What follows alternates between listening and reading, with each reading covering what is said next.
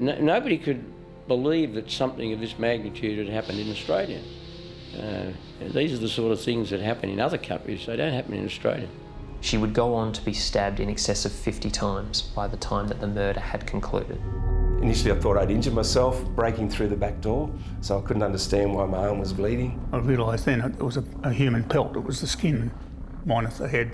And so it was at that point that I'd realised, you know, what had happened.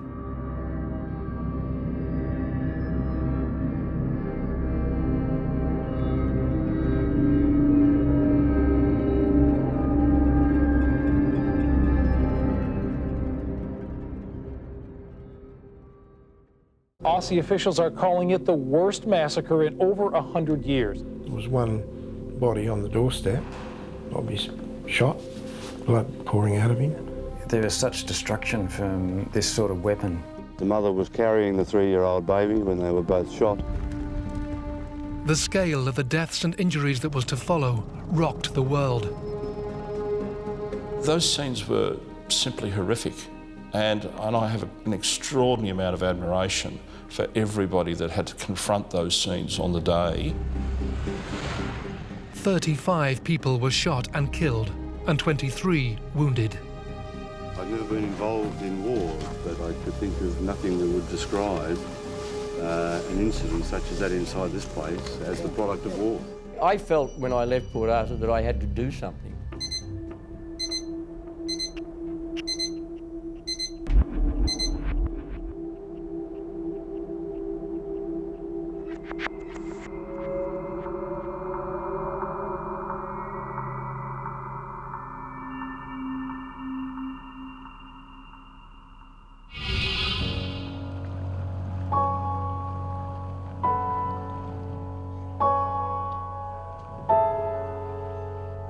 I was working. I started at 9 that morning because there wasn't many staff on. It was a really busy day.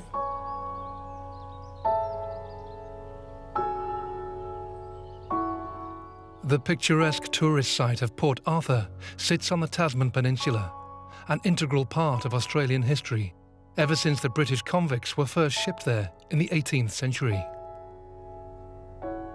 Back in those days, the equivalent of Guantanamo Bay.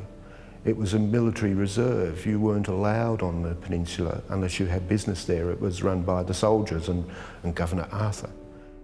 The historic site is relatively beautiful in the sense that much of it still survives. Some of it's been restored.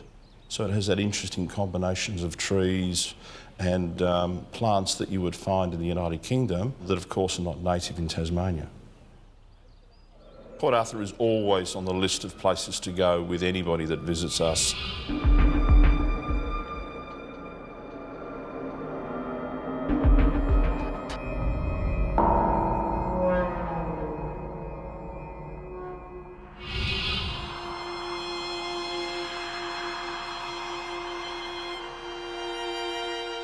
On the morning of the 28th of April, 1996, Ian Kingston, along with 30 staff at Port Arthur, were preparing to welcome many tourists. There was a lot of the management side of the organisation were at a seminar on the east coast of Tasmania, Bicheno. And it's how come I ended up here on the day. It became obvious by about 11 that it was going to be more busier than what they predicted. I think we had 14 coaches end up coming in. Car parking was getting a bit of an issue because visitor centres there now wasn't there in those days. Everyone used to park under the oak trees and, you know, it was really limited.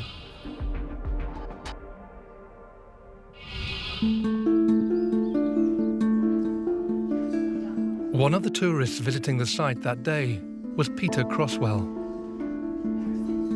At the time I was the state manager of an organisation called Camp Quality. It was a support program for kids with cancer and their families. Peter's role that day was to look after other people visiting from the organisation. They chose a day out at Port Arthur.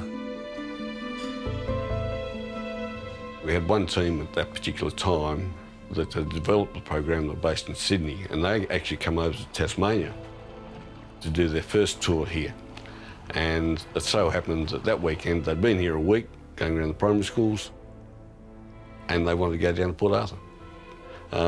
So I took them down there for the day. Just 3 kilometres up the road from the tourist site, a local man, Martin Bryant, arrived at Seascape, a popular guest house run by David and Sally Martin.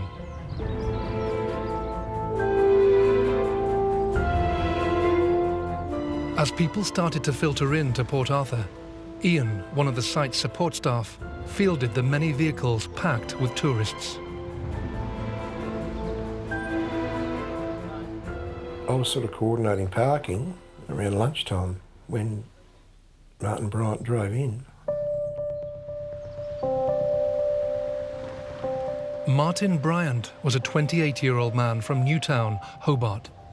Like all the other tourists that day, Ian Kingston believed he was there to have a look around. Didn't recognise him.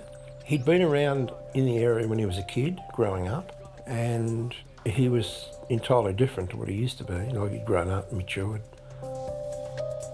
When he drove in on the day, he wanted to park down near the jetty, and I pointed out to him that he couldn't do that because there was already about 8 coaches there. So he said, "Oh, can I park in front of the information centre?" And I said, "Well, it's better if you park along under the trees, under the oak trees." He wanted to get on the 1:30 ferry. And I said, "Well, you'll have to get a boarding pass from the information centre." He tried to get on the boat, couldn't get on. So he got back in the car and went and parked down in amongst all the coaches where we didn't want him to park anyway. I watched him do that. He sat there for half a minute. He got out of his car. On the back seat of his car, he had like a golf bag type of thing, big bag. I saw that as he drove in. Anyway, he mucked around the back seat, got this bag out, put it on his shoulder. Anyway, I didn't really take a lot of notice of it. Then he went in the boot, and he was mucking around in the boot of the car. That took him a couple of minutes, fiddling there, doing whatever he had to do. Then he walked up to the cafe. The Broad Arrow Cafe was situated just up from the car park and the water's edge, across from the main penitentiary ruins. He went in the front door, and he was probably in there for a few minutes. Might have been 10, 15, something. As Ian continued to help other tourists, Bryant ate his meal on the deck and then went back inside. What was to happen next would change Australia forever. And all of a sudden, I hear this bang, bang, bang.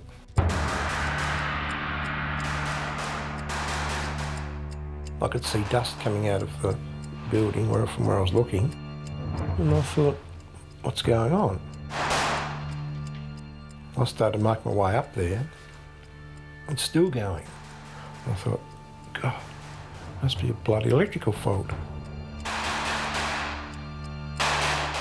Anyway, I ran in the building, and as I went in the door, there was one body on the doorstep, obviously shot, blood pouring out of him. I got inside the building, and there's Bryant standing with his gun. And beside him over a bit, he had his big bag that he had on his back. And I could see in the bag that there was other gun of some description. Ian faced an unprecedented situation. Martin Bryant had opened fire with a semi-automatic weapon in the busy cafe, giving the innocent customers and staff little time to react. Peter Croswell was also there with his party. You can't comprehend. You're sitting on this beautiful April day, it's quite cool, sitting down for a cup of coffee, and then somebody starts coming and shooting people. It doesn't make sense. The cafe and adjoining gift shop were crowded with more than 60 customers and staff. when Bryant opened fire. It takes time to react to it. You can't think it through, you just react to it. And some people reacted by running, other people reacted by hiding in cupboards.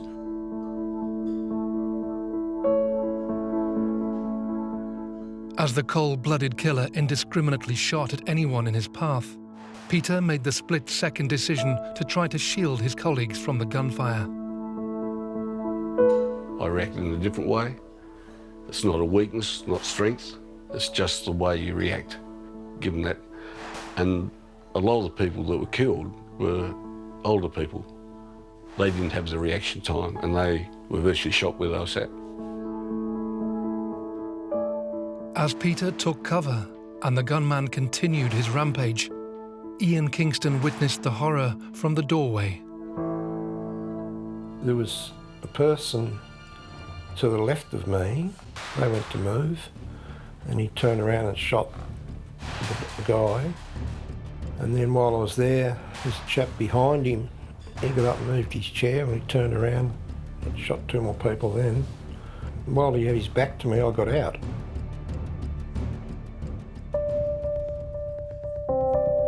In the space of just 90 seconds, Martin Bryant had shot and killed 20 people, injuring a further 12.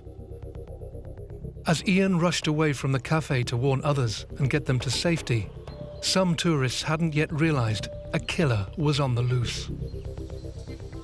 By that time, we had a couple of coachloads of American tourists, and they thought it was just some sort of a show. And they were all flocking from out on the oval and all around the whole site to see what was going on. And like I was sort of didn't know what to do. With no signs of relenting, Bryant continued shooting in the cafe and gift shop. I got as many as I could together in the bunch, and we started to make our way up through Government Gardens past the fountain to the parsonage. That's where I was bringing them to, so it was pretty safe.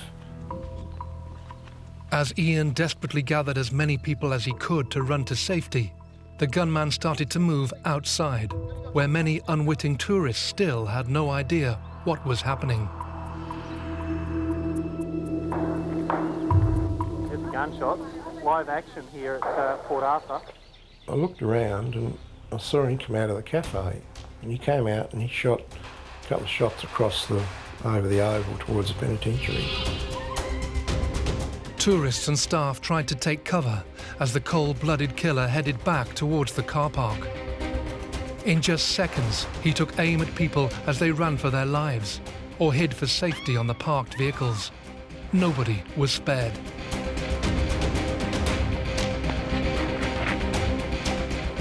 Meanwhile, Ian Kingston could see the tragedy unfold as he battled to get his group to safety. We were bringing all these people up to the parsonage, and we had the Mikacs with us. She decided she didn't want to be part of our group. It was too dangerous. She was going to leave the site. Anyway, at that point I saw him come off the bus and I said to her, "Stay with us, he's getting in the car." No, she said, "I'm going to run up the road." The Mikacs were a young family. Nanette and her two girls, Madeline, aged 3, and Alana, 6, visiting the site that day. Despite Ian's desperate pleas, Nanette was frantic to get her children to safety and took the decision to try and escape alone. The Mikacs, they wanted to go home, and that was where we lost them. They just veered off and unfortunately went the wrong way. As the family ran out of Port Arthur, Bryant also made his way off the site. He had just shot at 11 innocent people in and around the car park and jetty. The carnage and devastation left many severely wounded and others dead.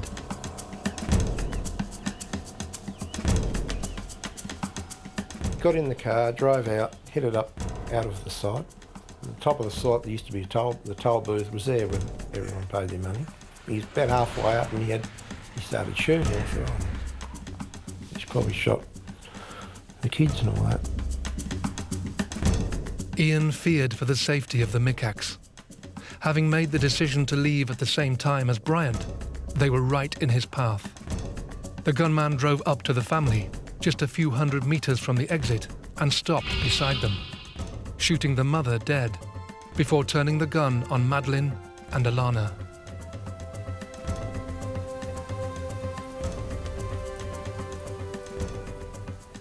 How dare someone murder two little kids after murdering their mother and chase one of them round a tree to kill her?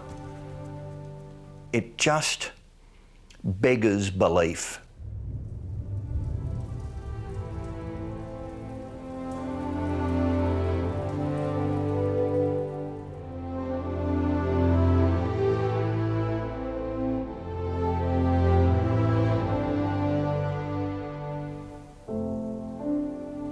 The enormity of the massacre was now unparalleled. A lone killer had started a callous rampage with apparently no motive. Now more than 20 people lay dead and over a dozen wounded. And the nightmare didn't appear to be ending. On seeing the brutal killings of the macaques, other tourists quickly hurried to get out of Bryant's path, warning anyone they could to turn back. By now, the gunman was already back in his car and making his way to the toll booth. At that point, I heard some more shooting on top of the hill. You know, I rang the toll booth, Aileen was in there, and I told her, you know, lay on the floor. She said, all the money, we're counting the money. So, and I said, don't worry about the bloody money, just get down because he's coming back. So she just laid on the floor. Martin Bryant had in fact murdered 4 friends at their car, pulling their bodies out of the vehicle and into the road before stealing it. The killer then drove to a local service station, targeting another car that was about to leave. The couple in the vehicle had no chance to escape. The female passenger was shot as she tried to flee, whilst the man was forced at gunpoint into the boot of the stolen car. Bryant now had a hostage. What happened was that after Bryant left and continued his shooting rampage up the road, you could still hear the gunshots. And the gunfire could be heard across the site as Ian rushed to get his group away from the danger. Yeah, the parsonage would be about 300 metres from the cafe. It's the longest 300 metres ever I've walked in my whole life. It was a bit of an issue to get everyone up there as quickly as we could. As the afternoon went on, the whole phone network got clogged. It was hard, and it was hard trying to pacify visitors that were here that couldn't ring out. Couldn't get a line, trying to tell people their families overseas, they're all okay. As the survivors waited for help, Bryant was still on the loose. After taking a hostage prisoner in the boot of his car, he drove to a place he had already been to that day, Seascape Guest House. By now, emergency services had been alerted to the tragedy and were rushing to the numerous crime scenes unfolding. Terry McCarthy was a trained negotiator with Tasmania Police. The initial call I got was extraordinarily brief. It said something along the lines of 20 dead at Port Arthur, get here now. My initial task was to try and make contact with Seascape to establish who was there and perhaps ascertain what was going on. Whilst officers were getting into position, news of the horror was filtering through to forensic psychiatrist Ian Sale. I heard vaguely this news flash about shootings. At least 200 police have surrounded Port Arthur. All roads in have been blocked. I thought, my heavens, this is happening here. I knew because I'd done occasional call-outs with the police negotiator squad. I got a telephone call from a police officer I know to ask if I could come in and lend a hand. Information was now trickling through to Terry and Ian about the enormity of the killer's rampage. At this point, they had no idea of what to expect from this gunman. He had already callously murdered dozens of people and showed no signs of stopping. He talked about a vehicle that was burning on the property and sort of kept asking, why aren't we doing anything about it? And it was like he'd set that fire to force police to come in to investigate what was going on. And of course, he'd set himself up to ambush those police officers should they go in there. With a burning vehicle in front of the building, Terry had to be mindful not to rush in and put officers' lives in danger. The police also faced another challenge. Two of my colleagues were stuck in a ditch across the road under fire, and part of my role, of course, was to keep Bryant occupied, engaged in conversation so that some sort of action could be taken to perhaps get those guys out. The trapped officers had been the first on the scene at the guest house. Unaware of the scale of the danger, they had to take cover as he shot at them from inside the house.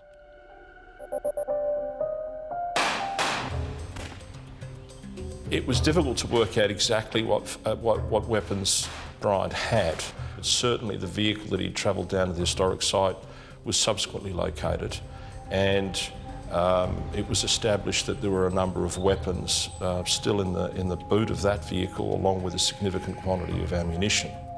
So we knew he had access to high-powered, high-capacity magazine firearms, but as to where they came from, we weren't sure at that particular stage. He was able to fire significant numbers of rounds in the general direction of police officers on the ground. As Terry tried to get any information from Bryant, investigations were underway to try and find out who this gunman was and what possible motive he could have to cause such heartache. I'd never heard of Bryant before the day, and on the day, the information we got in, they were able to eventually identify who he was, and then they were able to identify family members. But the information that family members gave us was confusing. We were initially told that Bryant had schizophrenia, but the conversations that he was having with the police certainly didn't suggest schizophrenia, and it's not the sort of incident you would expect a person with schizophrenia to cause. But nonetheless, we were faced with that sort of information and trying to make sense of that. With limited information on this volatile character, the police were desperate to get answers from Bryant and to try and stop any further bloodshed. But Terry McCarthy didn't receive the response he anticipated. You're expecting a structured conversation and a belief by the other person that they have some goal that they want to achieve, whereas we just seem to be going through motions. It was clear that Martin Bryant really didn't have a plan, and as a consequence of that, the negotiations didn't develop in the direction that one would expect them to develop. So our focus became to establish whether there was anybody in the stronghold with him and to convince him to surrender himself without any further harm. As the siege at the guest house appeared to be at stalemate, the hours since the initial shootings were passing by, and news of the mass killings was now spreading as medical teams desperately battled to save the victims. It was about 2:30 or 3 in the afternoon, and my wife told me that the switchboard at the Royal had rung and that there was a major disaster. Steve Wilkinson was head of surgical specialties at the Royal Hobart Hospital at the time. We knew that at that stage there were going to be multiple casualties, so we formed small trauma teams. We had to clear out an entire ward of patients that were already there. We had to either send them home or move them out to other wards.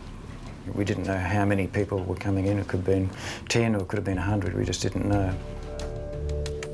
With the hospital on red alert, casualties soon started arriving with varying degrees of wounds. Peter Crosswell, who had shielded his colleagues in the cafe, was taken in to be treated. There were a couple of us, like myself and my two working mates, who got fragments of bullets and, all that type of stuff. In trying to save his friends and dodge the gunfire, Peter was shot. The place was so sombre, as you can imagine. It was like being in a morgue in the hospital. It was shocking. But not many people stayed there for very long. I think there was 2 or 3 of us in there for 4 or 5 days.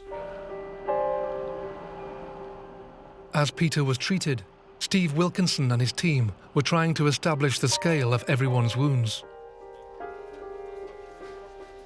I've got to say that I've not seen injuries like that. We see gunshots and stabbings from time to time, but there is such destruction from this sort of weapon that, there's just loss of tissue. So, there was a lot of, major sort of surgery required. Meanwhile, 95 kilometres away at Seascape Guesthouse, the negotiation team was trying to establish if Bryant had injured anyone else inside. David and Sally Martin, the 2 owners, hadn't been seen for hours. During those limited communications, we heard no sounds of life other than Bryant. And it's one of the reasons you have these negotiations. You're trying to work out what else is going on in their environment. Bryant mentioned how he was preparing food for hostages, but the negotiators couldn't determine whether he was bluffing or telling the truth. And other information he was providing just didn't add up. The way he spoke was more like a young teenager rather than an adult male. He was telling us stuff that was completely false. He said he'd been out surfing or something like that, and it was complete nonsense. So there wasn't anything useful happening in that communication. We didn't establish that rapport because there was no rapport to establish. He was in denial as to what had occurred in terms of he wasn't even making reference to what had occurred at the historic site. He was talking about some fanciful event that he claimed had occurred at another location at Fortescue Bay, which is also on the peninsula. It was like a bad script that he was operating on. And the situation was about to get worse.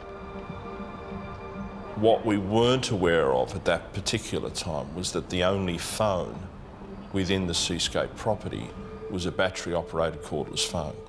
We were aware that he was using that phone, but we didn't have the knowledge that there wasn't a backup landline phone that he could pick up in the event that that went flat. So that created some problems for us when, of course, it was apparent that the battery had gone flat. The difficulty, of course, is how do you get a telephone into a situation like that safely?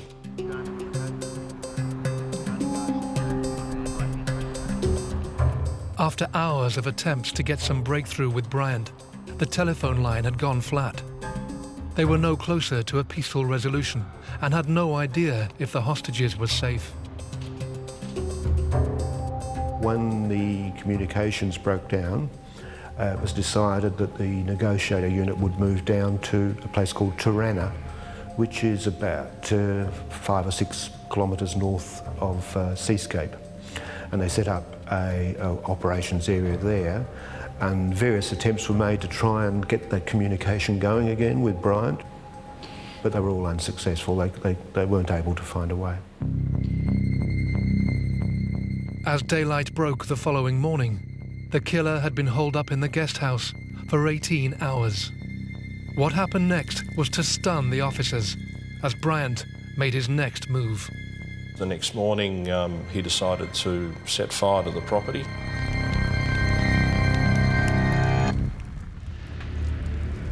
He'd set fire to Seascape and then was eventually forced out by the fire. I'm not sure why he did that. I suspect he was trying to have police take some action. That didn't occur, of course, and as a result, I think he found it a bit difficult inside, perhaps getting himself burnt. He was arrested a short period of time later when he escaped from the house. With Seascape in flames, emergency services rushed to the aid of any hostages that might have been inside, whilst Bryant was taken to hospital. I personally was keeping an eye on the news, and we saw that the house that he was holed up in went up in flames and that he'd been captured, and so we knew he was coming. We wound up the burns unit to receive him, and he was brought in under pretty tight security. We gave the medical and nursing staff the option of treating him or not being involved in his treatment. He had quite significant burns, and that took a while to sort those out. Back at the guest house, officials battling the blaze were to encounter more devastation as 3 bodies were discovered. One victim was Glenn Pears, the man he had taken hostage at the service station. The others were David and Sally Martin, the owners of Seascape. He broke off communication at one stage and said he was going to prepare food for the hostages. But I suspect, in retrospect, that the hostages were dead by then. Officers were to also discover that Bryant's rampage had begun before arriving at Port Arthur, visiting Seascape on the morning of the tragedy and killing the Martins. But why had he singled those out? I believe he held a grudge against the people who ran the B&B, and that's probably where it started, that grudge. I suspect that he held them in part responsible for his father's death. The death of his father is probably the central matter. His father committed suicide in a farm dam, and the family say that he was distressed by this.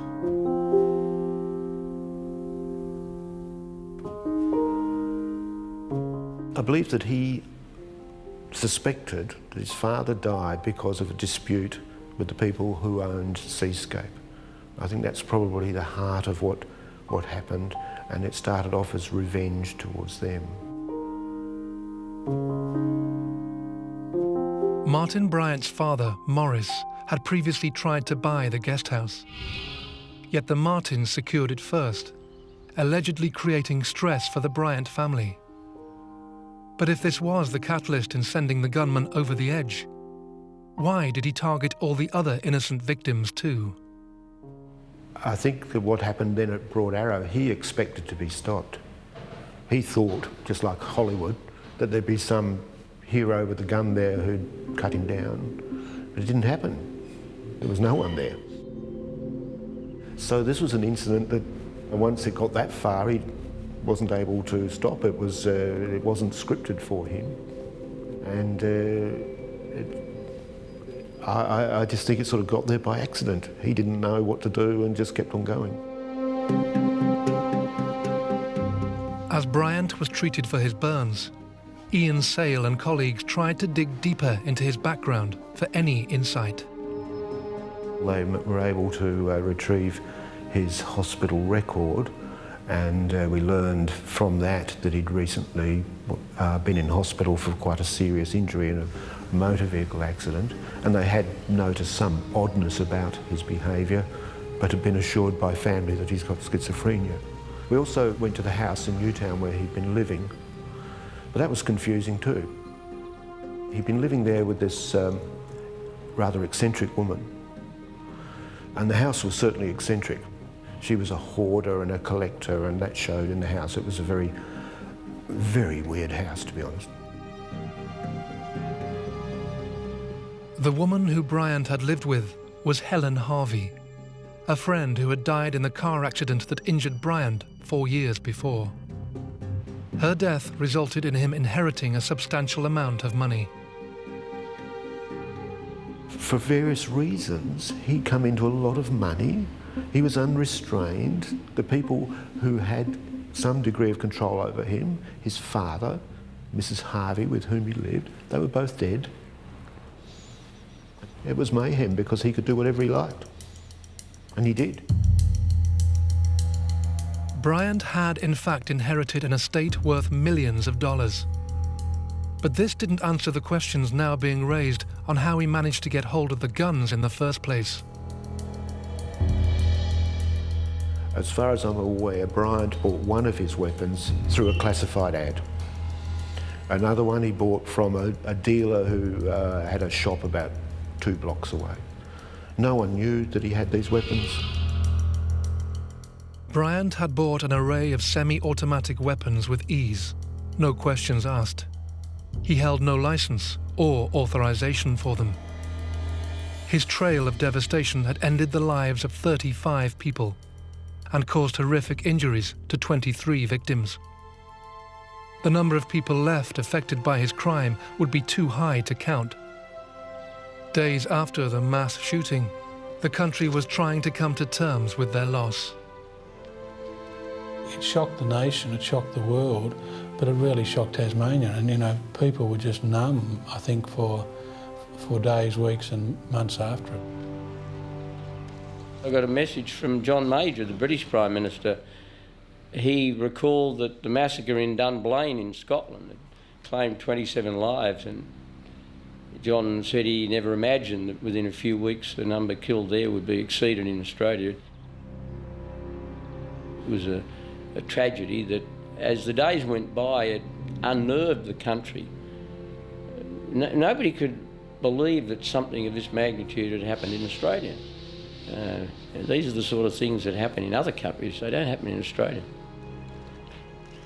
What Port Arthur did was to bring home the fact that there were gaps in the gun laws. The Prime Minister at the time, John Howard, made quick, decisive actions to alter the legislation that was in place on guns. The magnitude of the tragedy in Port Arthur provided the momentum for change to occur. The law as it stood meant automatic and semi-automatic weapons were readily available and legal to citizens across Australia, with certain laws on licensing and ownership in place. I looked at that character and I suppose I had to think, why was it so easy for you to harm so many people? Relatively insignificant character, simple-minded, but just had access to weapons that allowed him to do a heck of a lot of damage in a very short period of time. The laws were reasonably strict, but obviously they weren't strict enough.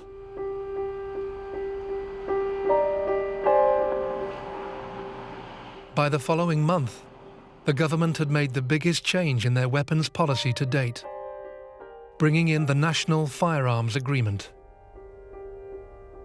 The agreement was that we'd have a nationwide ban on automatic and semi-automatic weapons, and we'd have strict rules about how you looked after the guns that you're entitled to have. And then we said, well, to make it work, we've got to have a buyback. And that was part of it. And I said that the federal government would fund the buyback. Now, we bought back 750,000 guns. I take my hat off to John Howard for doing what he did, for having the guts to stand up to the gun lobby, and as far as I'm concerned now, it ought to be a hell of a lot tougher to own a gun. The timing was certainly right after Port Arthur, and it was the right thing to do. The way they approached it, and they gained a huge amount of support for it. It has been successful. We've had since that legislation, if you define a mass murder or homicide as more than 5 killed in the same incident, we've not had any since then. As people tried to rebuild their lives and readjust to the new gun laws, the fate of the man who wrecked so many lives was being sealed. He wasn't mentally ill in the usual sense. He was fit to stand trial. He understood that he was charged and with 35 counts of murder and sundry other things. At that stage, when I met him, interviewed him at the prison, he was still denying his involvement. We wanted to ensure that the police case or the Crown's case was so compelling and without flaw that we could successfully convict this individual for every murder that he committed. He didn't change his mind until basically right at the end of the trial. He suddenly decided to plead guilty. Martin Bryant's plea of guilty was accepted for all of the charges, and the Supreme Court of the day ordered 35 life sentences, and his papers were marked never to be released. Martin Bryant was remanded in Risdon Prison, Tasmania, where he will spend the rest of his days. But despite the heartache caused, some people were intent on questioning whether he was the actual killer. A lot of people came in afterwards, and a few of those people, for whatever motivation, came up with a different story. They reckon, oh, there was two gunmen and Wright and Bryan didn't do it and the government set him up, and all this crap that was put out. It's all a load of bullshit, because it was nothing like that, and I was here, I was in the middle of it, and I know exactly what happened. And I don't know where these stories originate and how they get going. It's just a load of rubbish, you know.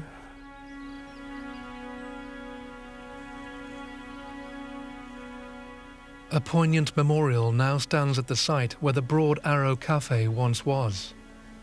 A fitting tribute to all those affected by the tragedy on the 28th of April, 1996. The Memorial Garden's designed for people to go there, reflect, think about things, spend their own bit of time. The Bryant massacre just adds another layer to Port Arthur. It's horrible, it's awful, but it's not something to keep people away. I can't help but think the best way to remember it is to recall the fact that out of this terrible tragedy, the country moved forward in gun control. And you can't remember the good without remembering the tragedy. These things are part of our history, and there's no point in trying to airbrush them.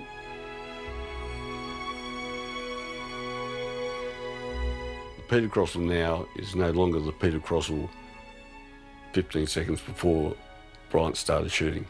He's a totally different person, and he is the better person. And I convinced myself that that was the case. So I moved forward in life with Port Arthur Massacre embellished in here and in here. End of story.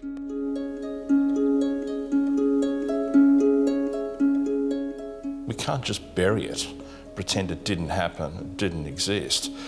And those people deserve more. The victims deserve more, the survivors deserve more, the families deserve more. It is part of Australian history, and I think we need to treat it as such.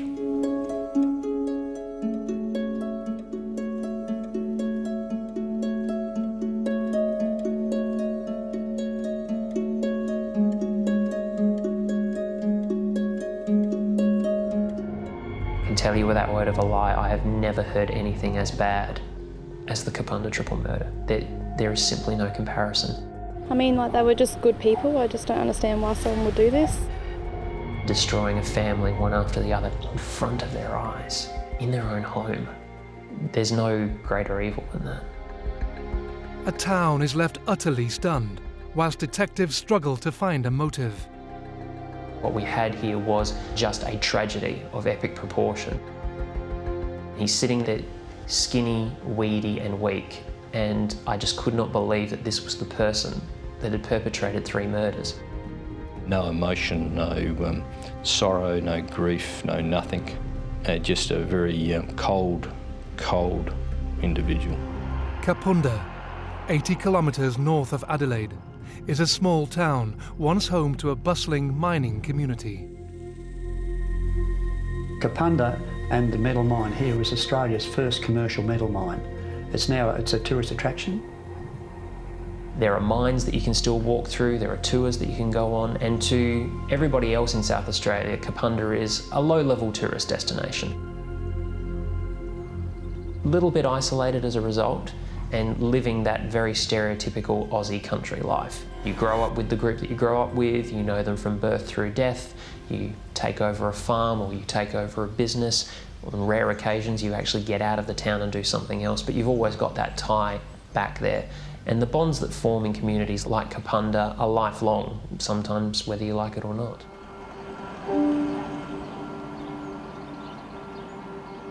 But the scene that is to unfold in Harriet Street on the morning of the 8th of November 2010 is one that the quaint tourist town has never seen before.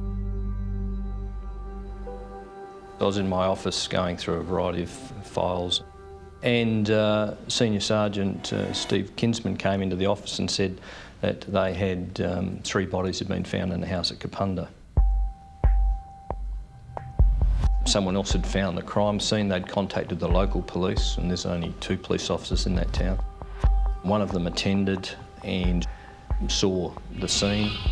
He had an ambulance arrive. He entered the house with an ambulance officer to determine that all those people in the house were beyond help and that they were deceased. The biggest crime prior to this, as far as anyone was aware of, was that someone set fire to Map the Miner, which was a symbol there. An unprecedented scene confronted emergency services as the 3 victims sadly could not be saved.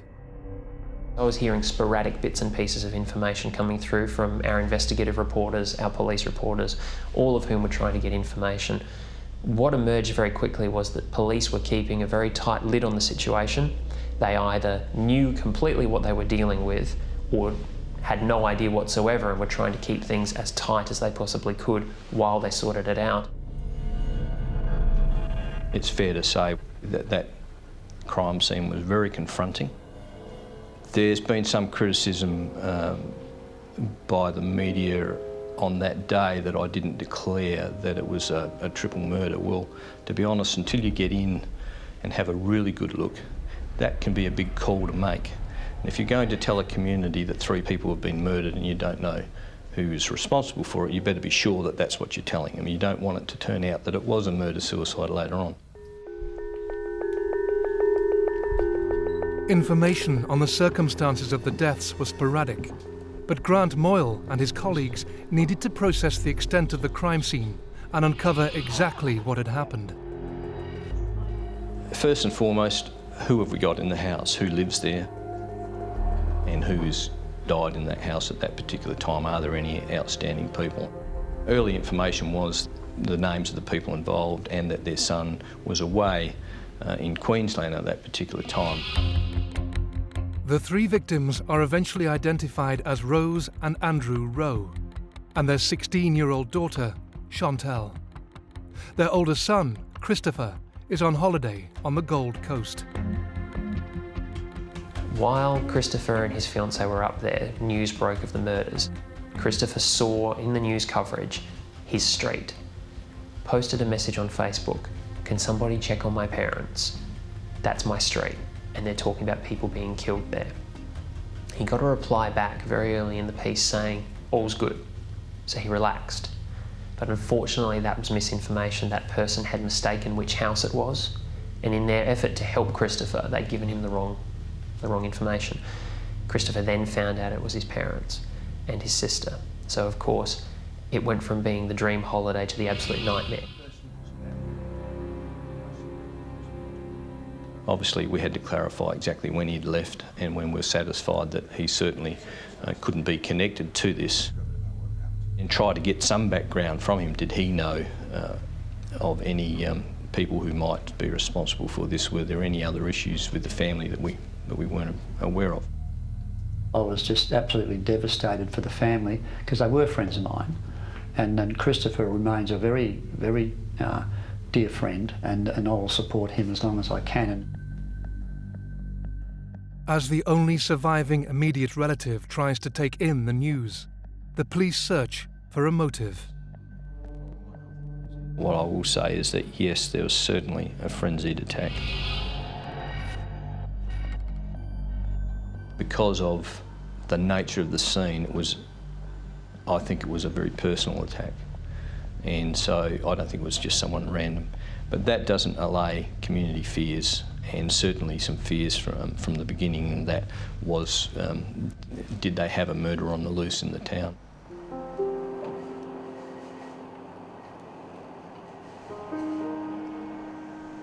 The Rowe family moved to Kapunda just a few years earlier, with Andrew running his own carpet cleaning business, and by all accounts had settled well into the community. Now viciously attacked in their home and left for dead, the police need to alleviate growing fears within the small town. I was just devastated, but then I had to take a deep breath and say, right, we've got something on our hands here that we've got to manage and make sure our people are feeling safe. As more details started to emerge about Andrew Rowe's and Chantel Rowe, questions started being asked and rumours started coming out. And they were, as is typical for Adelaide, unfortunate and unfair rumours. Some information was coming in about the family, people were ringing up, and that information had to be followed up. A variety of different lines of inquiry. And for example, there was Andrew owned a large motorcycle that looked like a Harley Davidson, so there was some speculation of, is it bikey or drug related? Well, those things had to be ruled out. It wasn't even a Harley, so we ruled that out. But it took a number of hours to do that. There was a sense of, of angst in the town. I think there's no doubt about that. And like any smaller community, you're going to get the Chinese whispers and all of that. So that had to be managed also. Of course, then we were talking to the local police and the local, the neighbours, etc., to try to get some of that other information. That was done through door knocks of the area. As house-to-house inquiries begin and friends and relatives are questioned, an anonymous phone call is to reveal some alarming news. Some information came in through Crime Stoppers that a person had read a post on Facebook where a person had written that they had done something terrible, didn't know how they could live with themselves, they were very sorry, and words to that effect. And that person lived very close to this crime scene, and also we could establish a connection with the family. And we thought, is this the man? Is he confessing on Facebook? Officers raced to question the man about his message on the social networking site. We were all hoping that this was the answer, but you're never that lucky. As it turned out, yes, we did have a team go to the house he was spoken to, and it was clear that what he was talking about was a domestic argument, dispute that he'd had, and so we ruled him out. As news filters back that this isn't their man, Grant Moyle learns the true extent of the victim's dreadful injuries. Andrew and Rosemary have fought with the killer from the front of the house through to the back. And I would suggest fought valiantly during the attack. Chantel has suffered significant injuries. Chantel was stabbed 33 times, Andrew 29, and Rosemary 50 or more.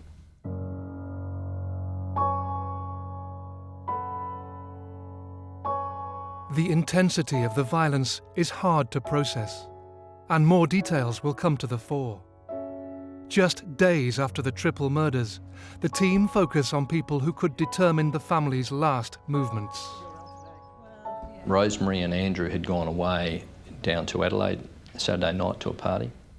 Chantel had had a party, and at that party several friends had attended and things had been going well. I understand it wasn't a big party by any stretch of the imagination, but more a case of some friends over, a few drinks, watching TV, watching movies. We went and followed up and found those friends and interviewed those. Now, all of them were helpful. We didn't have any issues with any of them. They told us what we wanted to know, gave us some access to Facebook sites to have a look and clarify some points and get some more background. We did that. The party is to provide South Australia Police with vital links to Chantal's partner and closest friends. We spoke to the majority of those on the Tuesday, so the second day. During that process, a uniform officer was speaking to one of the many friends that the name Jason Downey came up. Jason Downey is an 18-year-old Scottish teenager who emigrated to Kapunda with his mother and brother 6 years before. Having once attended the same school as Chantal, he knows her and her boyfriend. A statement was taken from him that day. That is the first time his name came up, but it came up no different from anyone else's at that particular time. Police are also keen to track the last movements of Chantal's partner.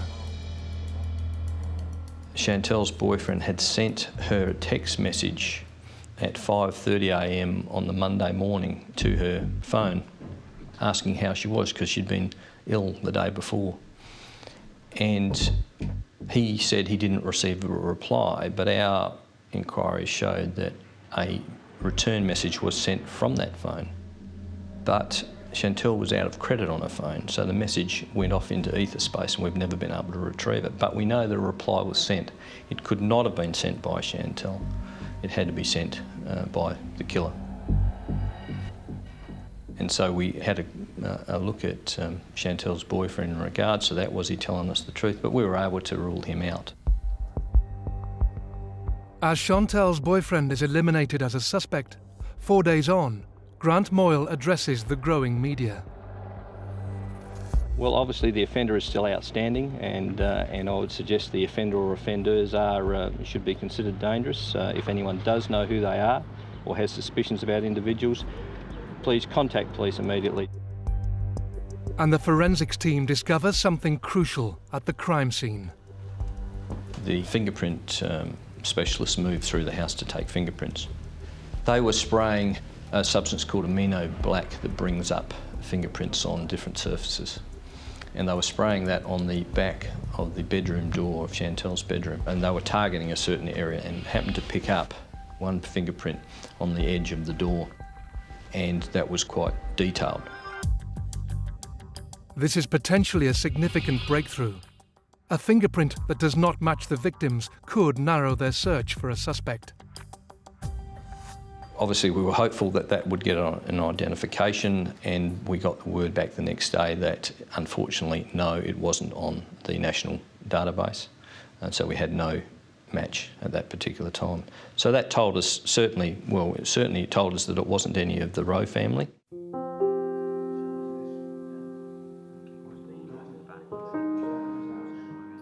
The lack of a match on their system could simply mean the person has no criminal record. A frustrating result, but the officers press on. Meanwhile, friends, colleagues and residents continue to try and help with the investigation as the hunt for the cold-blooded killer intensifies. At the end of that first week, sadness overtook the gossip and the speculation. People started to realise that what we had here was just a tragedy of epic proportions, an innocent family who had been absolutely slaughtered for no discernible reason. Almost 7 days after the multiple stabbings, residents still fear a killer is on the loose, and detectives are desperate to find the culprit, when forensic officers provide another potential breakthrough. On the 13th of November, we were advised that a DNA profile had been obtained from semen that was found on Chantal. And they had loaded that to the database, and unfortunately there was no match to it. Again, same with the fingerprint. It's great news, but just not quite what we needed at that time. But it certainly confirmed our thoughts that most likely Chantal was the key to this investigation and the relationships she had with other people. The team now realise that this sexually motivated attack could be central to the killer's intention and start to focus on people associated with Chantal. Who could have any compulsion to murder a 16-year-old girl and her parents? We had to then go about taking some samples from her male friends to eliminate those of them having that DNA profile. As samples are collected, one of the statements taken from a friend sets alarm bells ringing.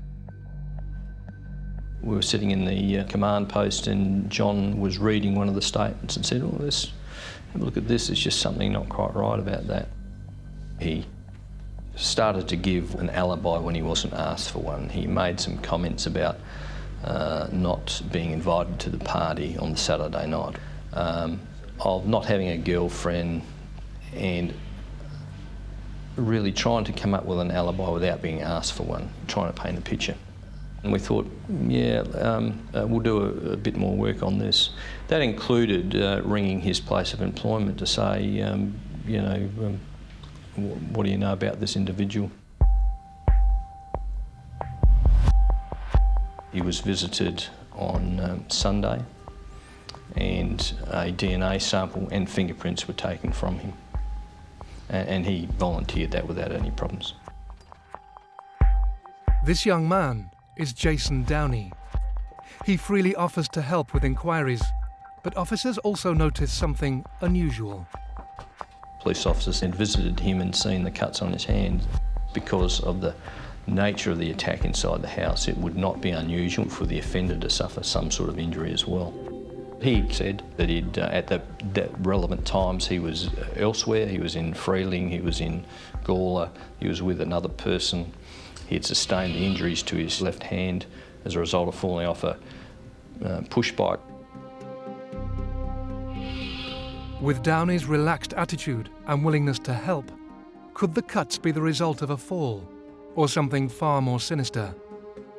Officers have to wait less than 48 hours to find out.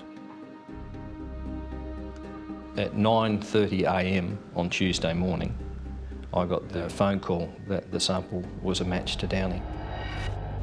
I felt that then was the time to move. We couldn't wait any longer. We were on very, very good ground. And so we made the decision, or made the decision that day, that we would arrest him that evening.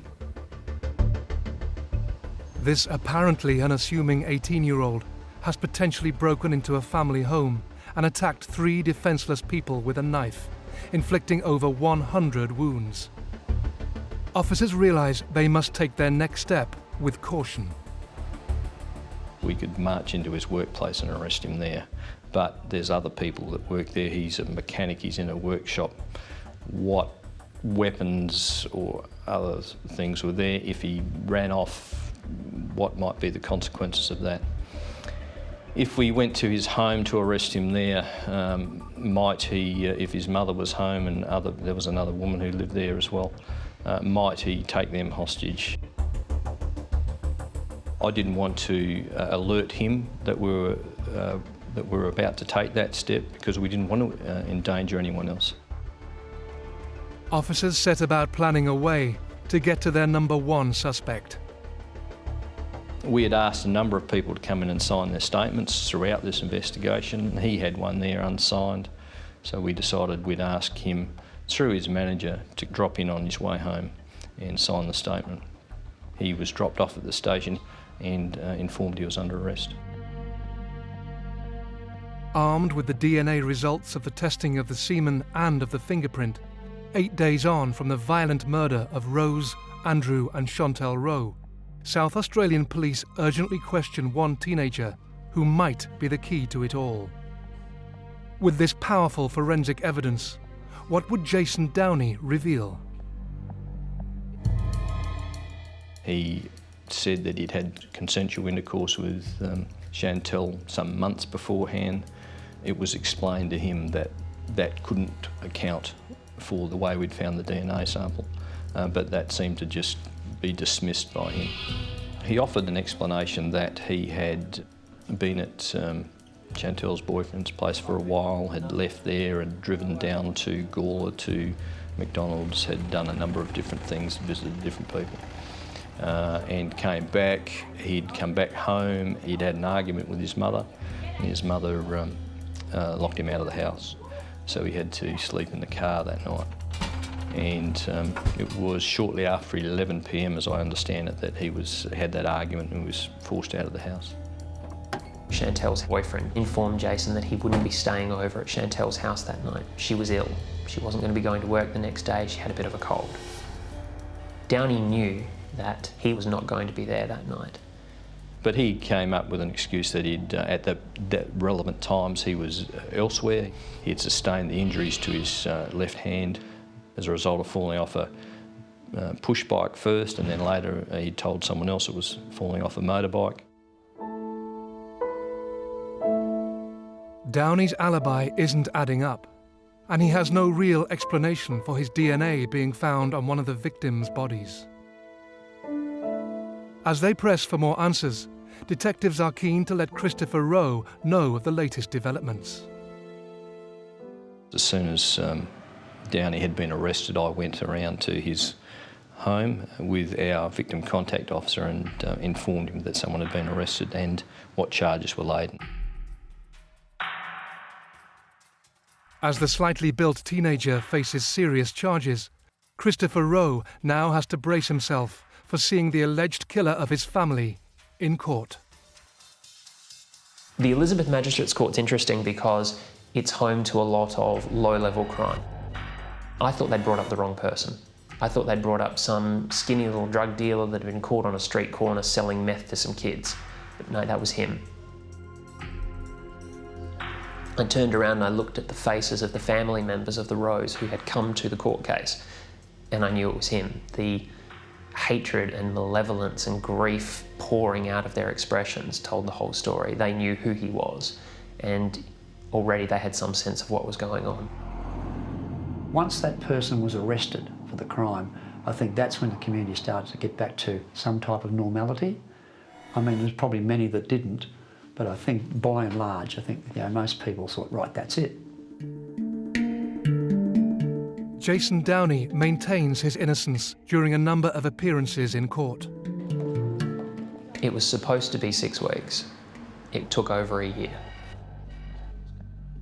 Part of the reason it was blowing out was because the police were continuing their investigations. They wanted to make sure they had everything locked down tight. The other part was Downey himself. What we didn't know at the time was that Downey had started calling his mother and calling his brother from jail, writing them letters and talking about the fact that he didn't do it. The police had come across that correspondence with Downey's mother, with Downey's brother, where he blamed a man in the dark clothing with the green shopping bag, where he claimed, "Oh, I fucked up, Mum. I was in the house and I cradled Chantel as she died, but I didn't do it, and I should have told the cops. I'm so sorry." From my understanding, what the police were trying to do was make sure they had DNA evidence locked down, they had fingerprint evidence locked down, footprint evidence, any circumstantial evidence that could put Jason at the house at that time, talking to witnesses about his attitude, talking to people about his obsession with Chantel, scouring his Facebook page, his Bebo page, his internet usage for connections to Chantel, his text messages, his use of his phone, all of those pieces of evidence that would paint the picture of someone that would do anything to be in a romantic relationship with Chantel, to eliminate these ridiculous claims that he was making of a man wearing dark clothes, carrying a green shopping bag, running out of the house, to counteract his claims of, "I was there and Chantel died in my arms, but I didn't do the murder." Anything that could put those knives in his hands at those times. And that was a lot of pressure for them, and they had to get that locked down tight. Whilst trying to prove Downey's claims are false, South Australia police also uncover more damning evidence against him. What we did recover from the scene was a digital camera on the kitchen table, I think it was. And we examined that and found photos of a family lunch that they'd had together, the Rowes had had together on the Sunday afternoon. Those photos proved great evidence because Chantel was holding a USB stick at that time. We were to find the USB stick in his bedroom at his home address and a lanyard to it in his vehicle, I believe. We also found some blood staining on the console of his car that was to be Rosemary and Andrew Rowes. We were able to determine through the examination of the laptop that there'd been a failed login on Chantel's laptop sometime after she was murdered, and that there was some blood staining on the keyboard, but unfortunately not sufficient enough for us to get a DNA profile from. And the bloody fingerprint found on Chantel's door has finally come back as a match to Downey. More than 1 year on from the tragedy comes one of the biggest turning points in the case so far. He finally pleaded guilty. I think it came as quite a shock to the system.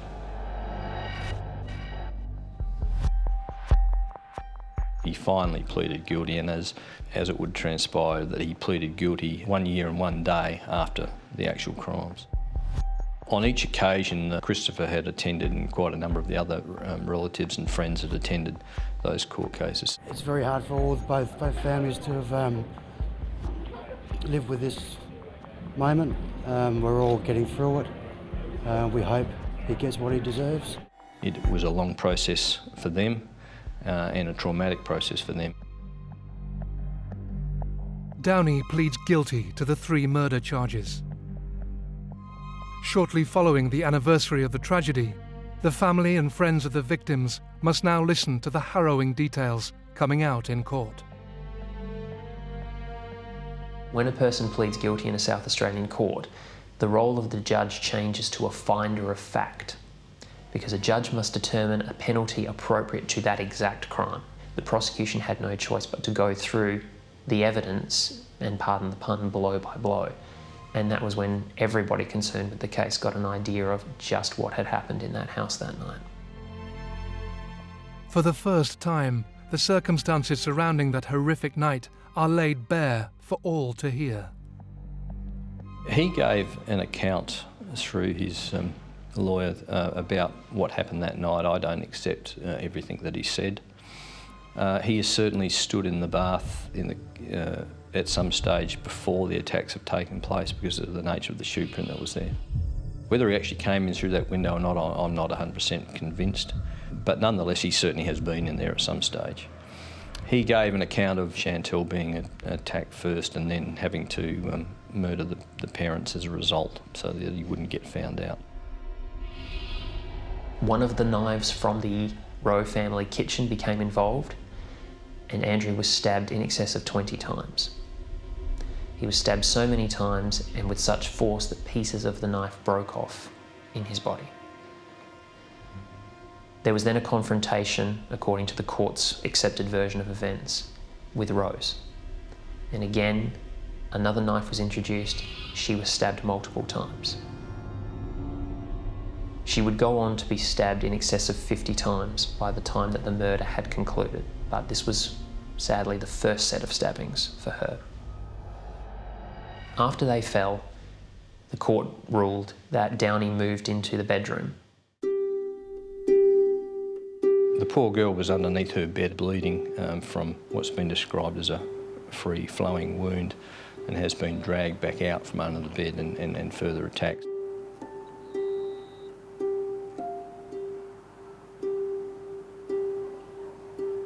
He placed her on top of the bed.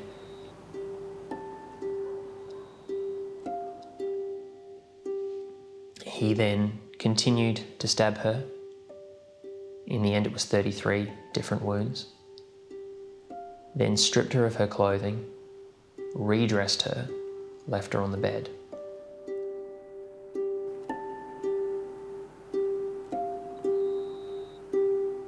After a frenzied and prolonged attack, Downey feebly attempts to cover his tracks and then decides to continue his merciless rampage. The thing that has always struck me the most about this is that at least 2 members of that family knew someone they loved was being murdered while they were there. And she died having listened to both of her parents be killed and then undergoing that insidious torture herself. It just defies belief. After an initial attack, he's attempted to clean up some of the crime scene and he's attacked them again. And we know that by the nature of the crime scene. He tried to mop around Andrew and paused to stab him several more times. It's believed that he then noticed that Rose was still alive and was trying to make her way to the door. And he proceeded to deliver the last of the 55 stab wounds that she would receive until she was dead.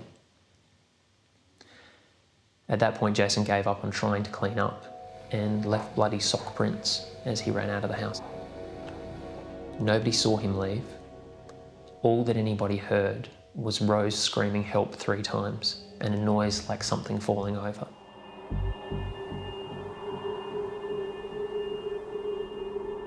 Prior to him being sentenced, he, through his solicitor, gave directions on where the shoes he was wearing could be found, and it was the local police officer who followed those directions and eventually found them, and which wasn't far from the murder scene.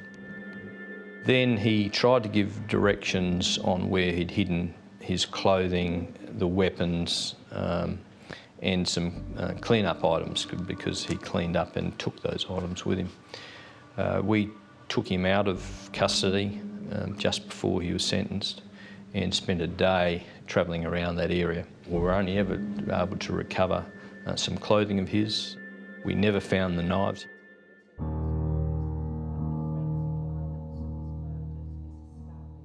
This detailed account of the level of violence has to be released for the court to hear. Family and friends also have to endure information about Downey's unbelievable actions after he has murdered Andrew, Rose and Chantal. He's never shown any remorse throughout this whole process. I mean, if you look at his actions after the murder, the night, he's left the scene, he's gone off, he's disposed of his shoes, he's disposed of some clothing, he slept in his car that night. He's attended work the next day, albeit slightly late. Pretended he didn't know anything about it until supposedly hearing it on the news that afternoon, then feigning grief, having to go home early, and then not being able to work the next day because of his grief. And the cover-up doesn't stop there. Downey is also filmed attempting to show his alleged grief in a very public manner. He's laid a card and teddy bear at the back gate of the house where a lot of people laid tributes, and he's just played the normal local in grief about what has happened. Here's a way of people paying him attention, but I've got an excuse that I can go with to get me out of it, so that you don't think really that I'm the killer, but maybe you'll talk about me a little more. Buy a little grey teddy bear, one of the Friends Forever brand, take it, stop, pause, look longingly at the memorial, make sure you know that the camera's filming you at that point. It's like out of a movie scene. He was composing this in his head. That was his dramatic moment, and he was taking full advantage of it. But also it's an excuse, because if I went back there and left a memorial, clearly I didn't do it. He's mixed with these people during that whole week, even with Chantal's boyfriend. I just don't know how he could do that. This window into Downey's psyche is also evident from stories of his behaviour whilst in custody. He considered himself the big man, chest puffed up, walking around. I did the Kapunda triple murders. I did those killings. That was me. I was in court today. Big noting himself. Now, I'm sure some of that was fear, because again, 52 kilograms in a South Australian prison filled with pedophiles, bikers and killers, you'd want to be looking out for yourself very quickly. The family was steeling themselves for a long trial, so were the police and so were the media.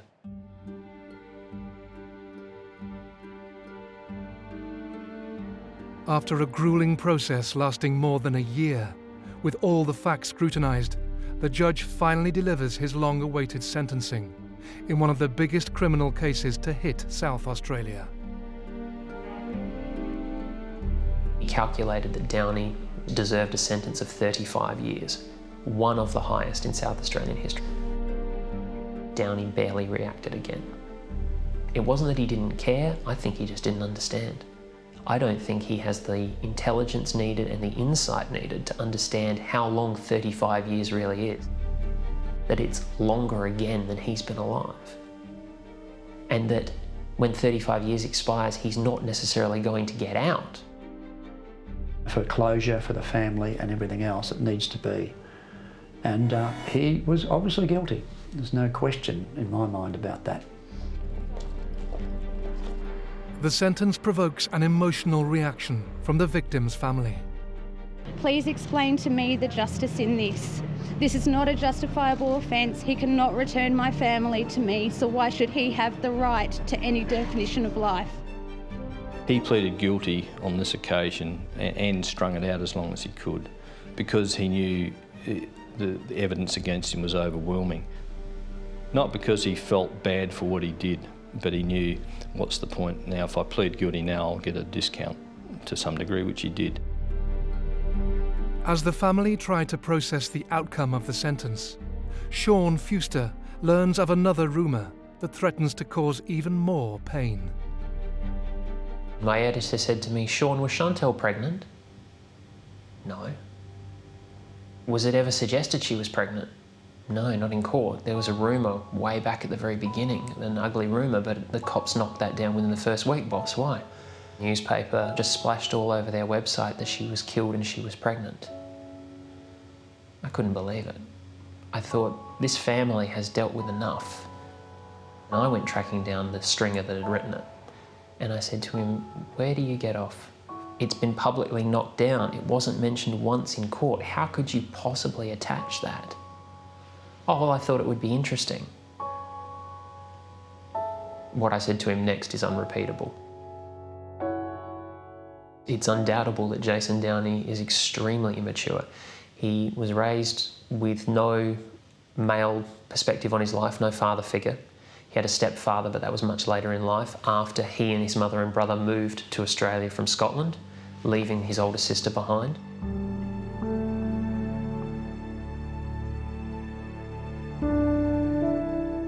As Downey begins his sentence of more than 3 decades without his freedom, he decides to write a letter attempting to apologise for his crimes.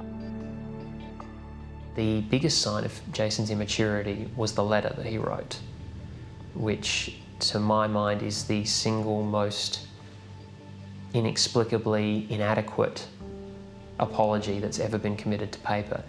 It's juvenile. The handwriting is juvenile. There are loops for I's, there are missing words, there are random capitalisations, there are spelling mistakes all through it. And he apologises for my recent actions and how sad he is that he no longer has a car and a career. There's no perspective, there's no insight.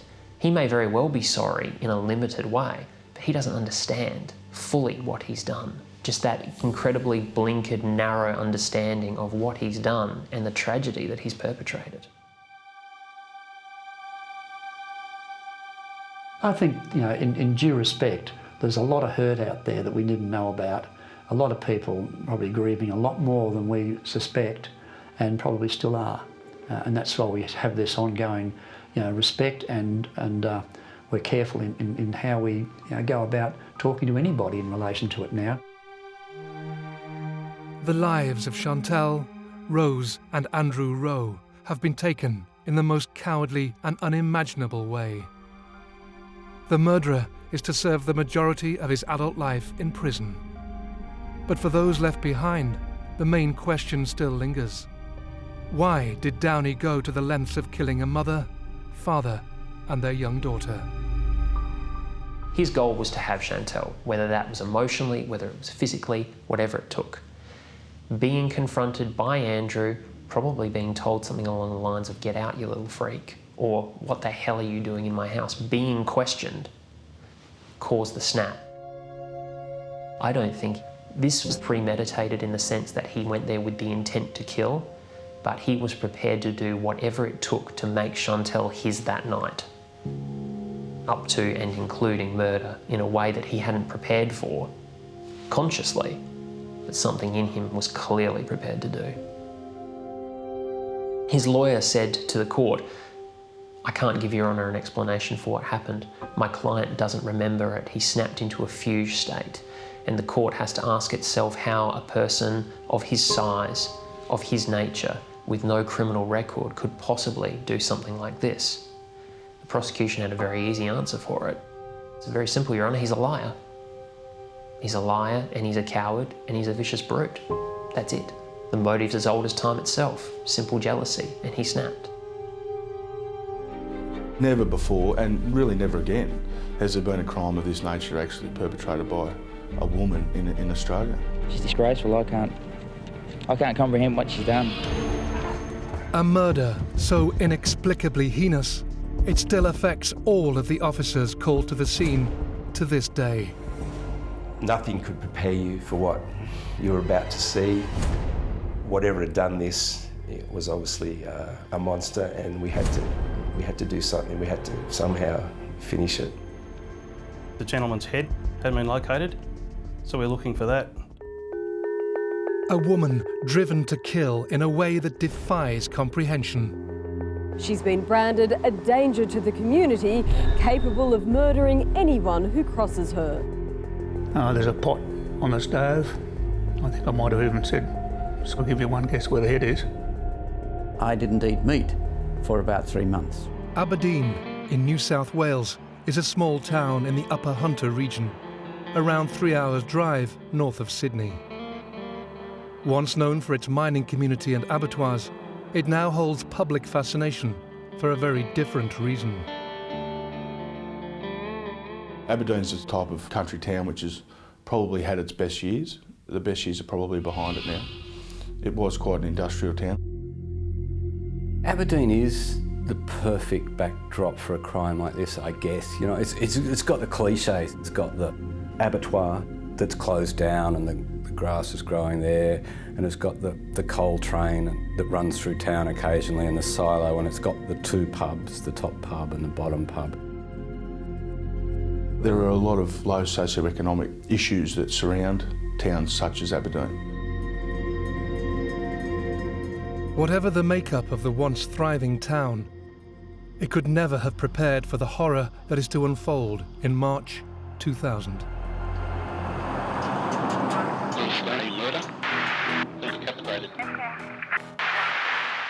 I was actually working at Muswellbrook that day and received a phone call at the station from a workmate of Mr Price's. We got the call from his boss to say that he hadn't come in and somebody had been out there and the ute was still in the driveway. They couldn't raise anybody. But, you know, not thinking the worst, oh yeah, he's probably tied one on or something and hasn't woken up. John Price is a 45-year-old who works in the local mines. Scott Matthews and Graham Furlonger drive to Aberdeen to investigate further. I knew Mr Price before. I knew that he was a hard worker and reliable man, so it was a bit unusual for him not to turn up for work and not to make a phone call. I went up, knocked on the door, didn't get an answer, saw some blood on the door jamb. Looked through a little gap into the lounge room, which was dark, reasonably dark, and saw what looked like a bunched up curtain hanging down. Couldn't raise anybody, so I decided we'd go and break into the place, seeing as we had this complaint. I walked around the side, there was a piece of meat just lying on the ground, and anyway, went round the back, broke in through the back door. As we went in, I saw straight ahead of me what I thought was a curtain. There was something hanging, blocking my entry into the hallway of the house. I thought it looked like some type of blanket or some sort of covering that had been placed up on the archway. So I remember I used my left hand to push it aside, and immediately I could feel coldness coming on my left arm. So I looked down and my left arm was just covered in blood. Initially I thought I'd injured myself breaking through the back door, so I couldn't understand why my arm was bleeding. As Graham and Scott try to locate the missing man, they are suddenly faced with the most horrific scene ever to be witnessed. I realised then it was a human pelt. It was the skin minus the head. A full skin just hanging from the top door frame. Looked past it and saw a torso on the ground without a head and without any genitalia. And I think my first reaction then was to turn around to Scotty and say, "Don't look, Scotty." Of course, that's the worst thing you could say. I could look through there, from there into the lounge room, and I saw what appeared to be, a human being, or what was left. And so it was at that point that I'd realised, what had happened. For something that I'd never seen before, I'd never experienced, I had an immediate idea of what had gone on. It was at that point that I drew my service pistol. There was blood everywhere. A line of blood out from the door into the kitchen area. There's a pot on the stove. I think I might have even said to Scotty, "I'll give you one guess where the head is." The scene is beginning to resemble that of a horror film. Yet amidst the carnage, the police uncover what appears to be elements of normal domestic life. On the table there was a couple of plates that had meals where he prepared vegetables and meat cooked, sitting there. Sergeant Furlong, who was talking to him, he was saying, "Look, it's going to be all right, we've got to keep going, we've got to finish this, we've got to do whatever it takes." He was talking to me and I'm trying to hear if I could hear anybody else, because sometimes a little bit under stress, you get that auditory exclusion and you're not hearing things, you're just focused on the threat. It was quite a frightening experience, but once you've stepped into that situation, there's just no backing out. As well as having to deal with a murder like they have never seen before, both officers still have no idea if the person who has carried out this slaying is still in the house. So we went to search the place and we went up the hallway. We heard what appeared to be someone snoring coming from one of the bedrooms, so we knew that there was someone alive in the house. Looked in there and there she was lying on the bed. I tried to wake her. She was obviously drugged on something and couldn't wake her properly. She was very groggy. She wasn't responding, so we carried her outside and put her under the back lawn. I wasn't sure whether she'd tried to kill herself with sleeping pills or whatever, but she certainly wasn't injured in any other way. The woman who is unresponsive is 49-year-old Katherine Mary Knight, known locally to be the partner of John Price. Having taken what appears to be a concoction of pills, the police rush to call an ambulance.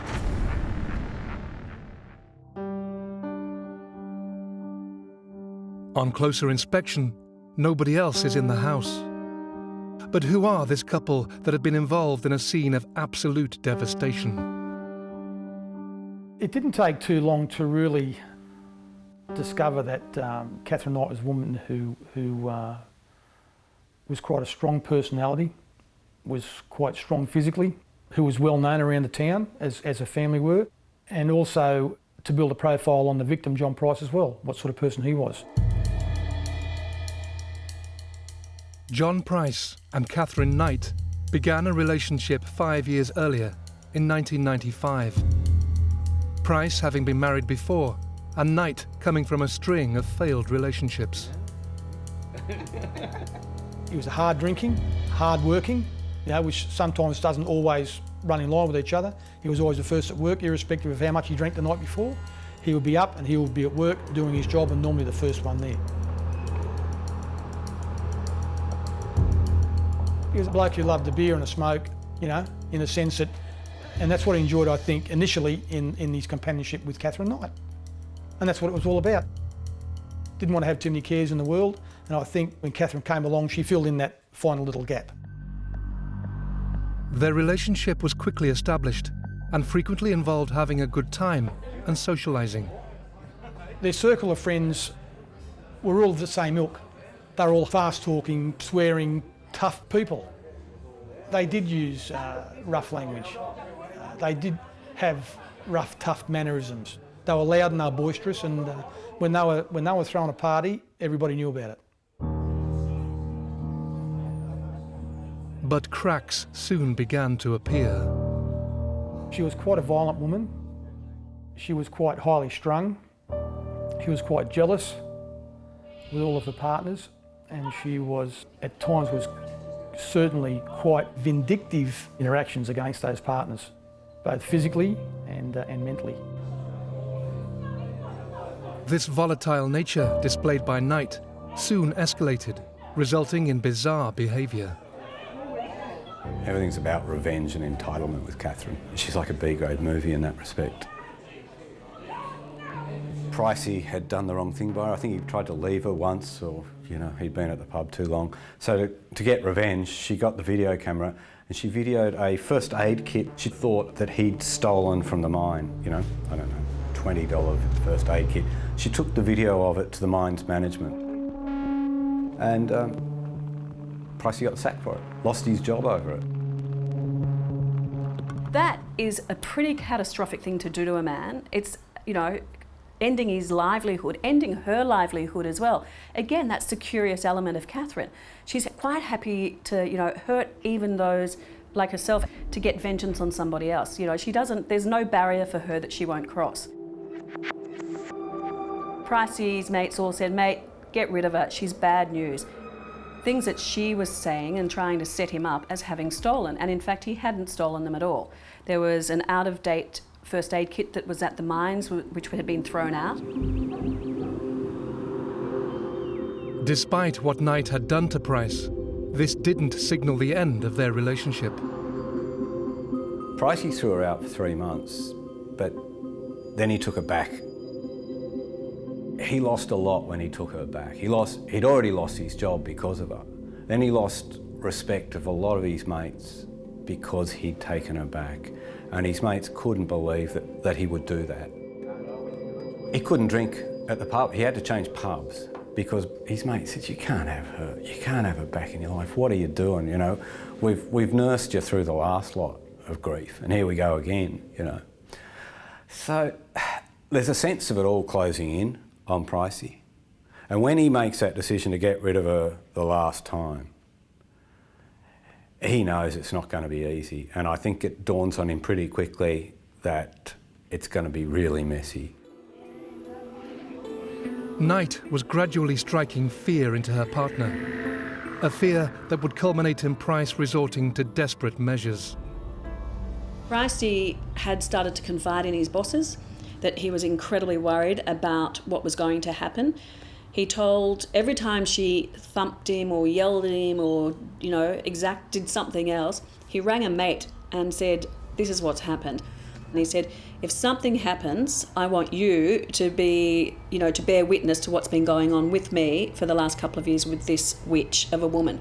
In the meantime, this vengeful woman has called the police and they've arrived and he said, I want her out of the house. And they said, you have to get a court order to get her out of the house, which infuriated him. It was his house. She didn't live there on a permanent basis. In the last 36 hours, he knew something was up. He was trapped. 2 nights before he was killed, they'd had a row. She'd held a knife up at him and he fled the house thinking that she's going to stab him. And he went over the road to his mates and said, you know, she's come at me with a knife. The next day, the police rocked back up to Pricey's with an AVO that they, by law, had to take out on her behalf because she had called the police and she had accused him of being violent toward her. Despite the restraining orders and involvement from the local police, Price chose to maintain contact with Knight.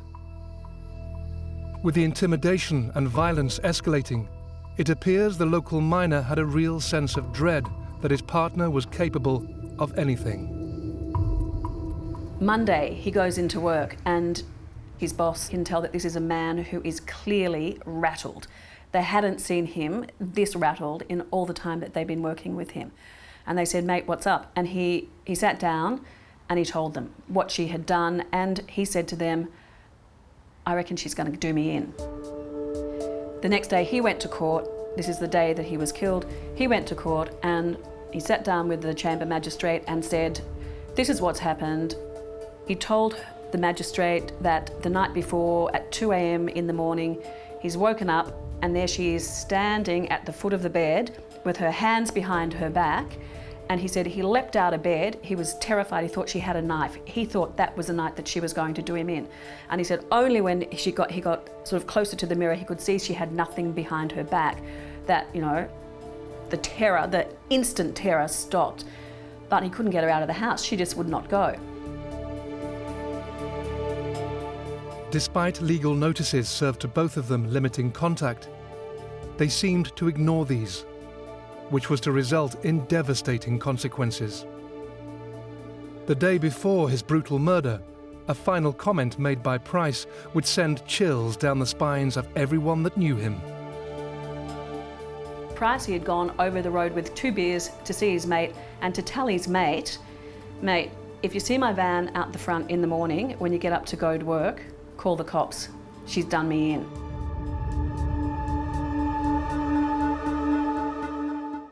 We started to get some statements from witnesses. We needed people who were close to the family, so we dealt mainly with the family of Katherine Knight and the family members of John Price.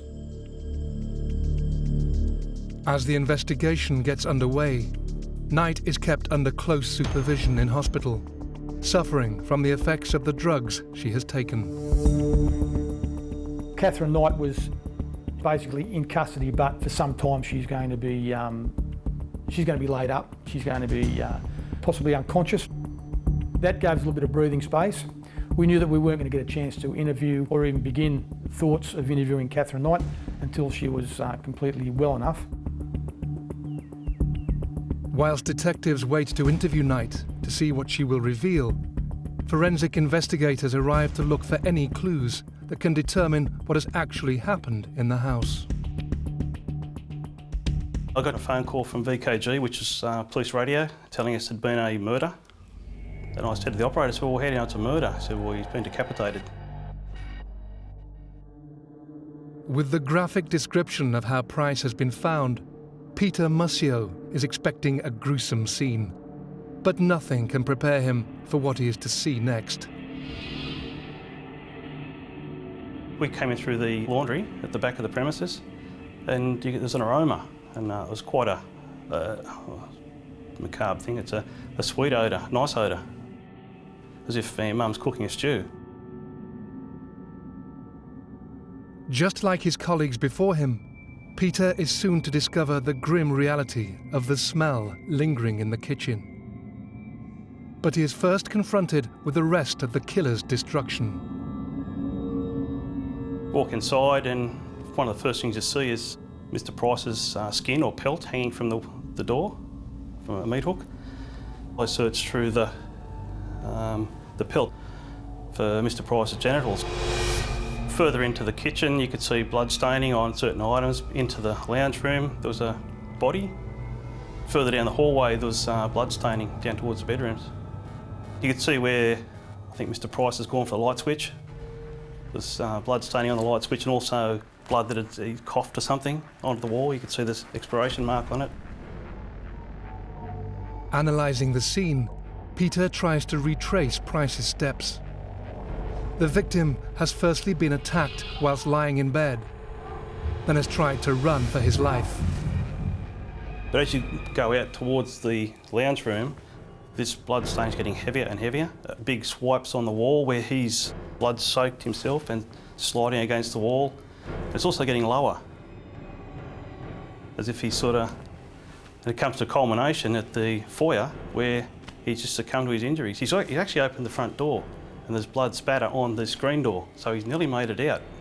Not that it would have helped him, he would have died certainly, but you just see the enormity of where it starts in the bedroom and just progressively worse and worse till you get to that point where he's died.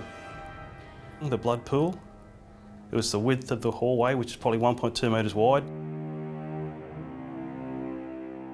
John Price has been stabbed 37 times, and the attacker has shown no mercy, continuing with the most barbaric acts. As if the crime scene could not get any worse, Peter has the difficult task of examining the remains of the victim's body. When we examined the body, you could see the body has been there in its entirety. There was a big stain on the floor where the head would have been. It's been skinned first. You can see where she'd placed the skin on the carpet to set it there, and it's quite a substantial staining. There's also an outline of the head, so she's then taken the head off there. You can see where she's walked in carrying it to the kitchen. There's a drip, drip, drip, drip, drip of blood all the way leading to the cooktop. But until we actually lifted the lid off, it wasn't confirmed. The killer, having already decapitated and dismembered this man, hasn't stopped there, as the police are drawn to something else in the kitchen. They go in and there's a meal on the table, for God's sake. There's vegetables, there's gravy, there's his meat, which he's cooked in the oven. If you saw it in a horror movie, you'd almost laugh because it's just so over the top. These are the things those coppers saw that day, and these are things that never leave them. To me, they were a statement. She had cut, I think it's the glutamus maximus, the doc called it, off his backside, and it's a big muscle, and she's cut that into 5 different steaks, and she's cooked them, baked them in the oven. 2 of them were on one plate, 2 on another plate, and the 5th one was out for the dog, I believe. But it wasn't touched. But the meals were there like a trophy. They had the names of each person who was supposed to get them. The names displayed with the meals are 2 of John Price's relatives, prepared and arranged, ready for them to come in and discover. But neither meal has been touched. Despite the confronting crime scene, Peter and his colleagues still have to gather what evidence they can. In the kitchen, there was items that had been used. There was a jug with blood-stained handprint on it. So you collect that, that gets processed further back at the lab. A lot of the items were taken back, like the knives. There's a honing steel. There's also a sharpening stone. We had to get DNA material from all of those. There's a piece of cooked meat out on the backyard, so we collected that. As the harrowing nature of what has happened begins to sink in, Bob Wells gets the chance to interview their prime suspect. I got the opportunity to interview Katherine Knight about 5 days after the incident. Even though it was a lengthy interview, it didn't take us very far in relation to any admissions by Katherine. Can't remember anything. Do you recall yourself going to bed? Faintly. It was always maintained by Katherine during the interview that she couldn't remember anything. Knight isn't giving anything away about what has happened. But in a lengthy interview, remarkably, she does accept that she has killed John Price. Katherine presented me during that interview with this scenario that I needed to go and explore. That perhaps that she believes, or was claiming, that she committed this act because of the severe ongoing domestic violence she had incurred during her life, and more recently with John Price and other partners. She has a rat cunning that she won't then go on and say, yes, this is why I did it. So she's never given the family piece, about why she did it. She's never been honest about it. She blamed him by saying that he had been violent towards her. As Bob Wells explores Knight's suggestions that she was in fact the victim of domestic abuse, more unbelievable details are revealed about the night before the murder, with Katherine taking others out for a meal. Back at the daughter's house, she set up a video camera. She loved that video camera. And she started recording things. There's always a sense of entitlement with Katherine. There's a sense that I own this, I'm owed this, this is mine. Almost like a will, that this is yours, don't let anyone take it from you.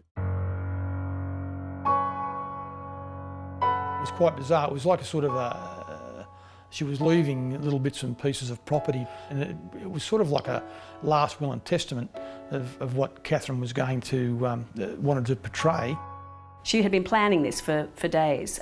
She watches a video drives to Pricey's home, wakes him up, watches a bit of Star Trek, has sex. She remembers him going for a pee, and then he lays back in bed, and then she strikes. The slinky black negligee was later found to have sperm on it. It was found in the bathroom where we believe she showered. I believe we had samples taken from under a fingernail. During the whole gruesome process, police believe Knight has washed, changed her clothing, and stolen her partner's wallet before leaving the house to do other things. We know that she left that crime scene at least once, and that was to take her car back to her home in McQueen Street and park it well up into the backyard, which is another indicator that to us that it was her possession, it was going to remain her possession. There was also the fact that Price's bank account had some money taken out at I think about 12:15 a.m. in two $500 lots, which we believe Katherine did at an ATM in Muswellbrook. The money was never found. Where did it go? Did she take it somewhere and give it to somebody? Did she bury it somewhere? The disappearance of large sums of money is just one mystery baffling the detectives. And now, days after the carnage, Bob Wells finally has the opportunity to ask pressing questions to their only suspect. But despite admitting to killing her partner, Knight presents an alibi that makes her the victim, not John Price. Could it be the case that John Price was a victim of his own severe domestic and violence towards Katherine Knight, and she snapped and couldn't take it anymore? Which gave me the opportunity then to say that I then built the profile around Katherine Knight from the information she provided me during that interview. Interviewing the other partners, it became quite apparent that Katherine Knight, rather than being the victim of domestic violence, was more and more was the perpetrator of domestic violence in their relationships. Katherine Knight had previous relationships with 3 other key men, marrying her first husband in 1974, meeting her second partner in 1986, and her third 4 years later in 1990. But would each partner reveal a similar pattern of behaviour experienced by Price?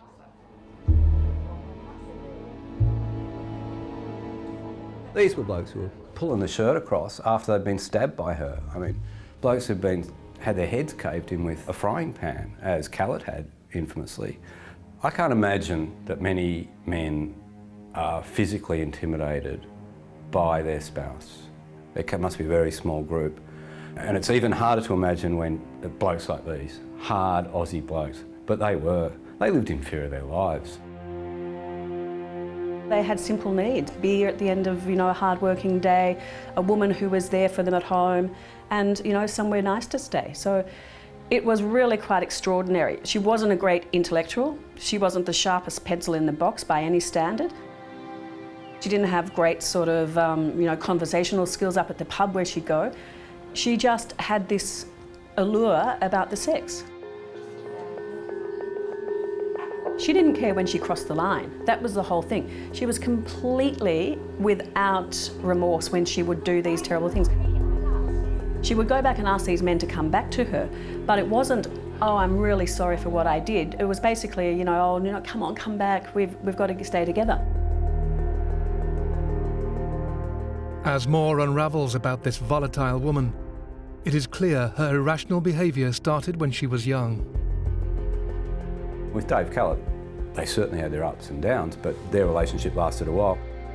He was the first one to get the hint of how violent she was, and it apparently happened on the wedding night when she tried to throttle him because she'd heard some story that on wedding night, Mum and Dad had had sex X plus 6 times, and poor old Khaled conked out after 3 goes or something because he'd been drinking for 2 days. I think he was smart enough to know that the only way he was getting out of that relationship alive was to run away, and he did. She placed the first child on the railway tracks where the coal trains go through. That was all in response to Khaled leaving her. This is probably the first public demonstration of just how excessive Katherine could be. Endangering her baby's life landed Knight in a psychiatric unit, an extreme measure that drove Kellett to change his mind about the relationship and go back to her. But this didn't last for long. In 1986, Knight met David Saunders, a local miner. They were madly in love in the early days, you know, but like all of Katherine's relationships, the honeymoon period generally lasted 1 year to 18 months. It didn't last much longer than that. And in her mind, it would always be that they're cheating on me, even when they weren't, or that they're not spending enough time with me. And Knight's irrational nature exploded in the most disturbing way. He went out and cut his dog's throat. Was the dog dead? It was a clean cut, they said.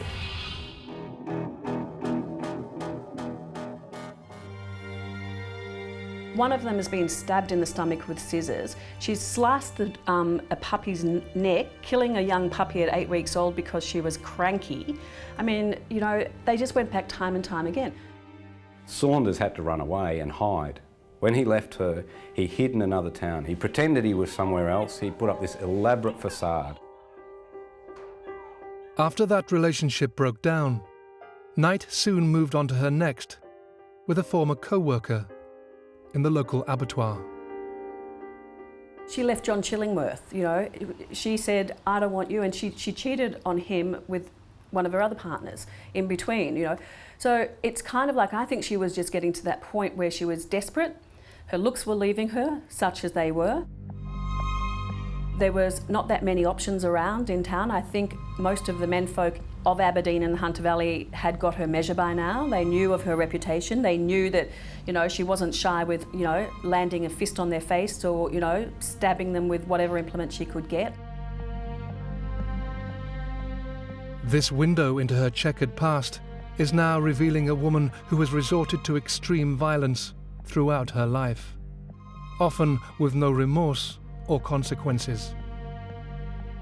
Separate to her volatile relationships, an insight into her personal and professional life may also shed light onto her unusual character.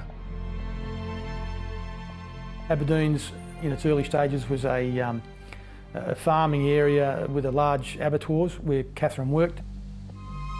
Knight had worked in the local slaughterhouse for years, starting as a general labourer in 1971. It was not long before she progressed to the offal room, working on animal carcasses before honing her skills as a meat slicer in the boners room. This was her trade for over a decade. But could her diligence at work have masked or encouraged something more sinister? She had an obsession with death. She loved to nick arteries in the abattoir and scrape the marrow out. I mean, who loves working in an abattoir, for God's sake? She had this fascination with knives, and it was quite apparent that she could handle a knife. This morbid fixation with the macabre side of life is also evident when officers search Knight's own home, just down the road from Price's in Aberdeen. It was quite a bizarre premises, and we found that Katherine had a severe fascination with violent and bizarre movies, which she retained on VHS.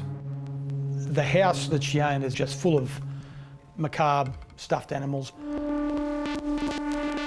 It's quite a dark, gloomy house. It didn't give you a feeling that it was ever vibrant, open and light.